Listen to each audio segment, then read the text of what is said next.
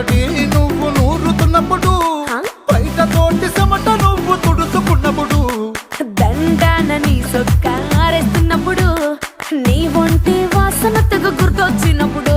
రెండు చేతులెత్తి జుట్టు ముడిసినప్పుడు, జండు కత్తుకొని పడుకున్నప్పుడు, అలసిపోయి నువ్వు ఆవలించినప్పుడు, వచ్చుండై ఫీలింగ్స్ వచ్చి వచ్చి చంపేస్తు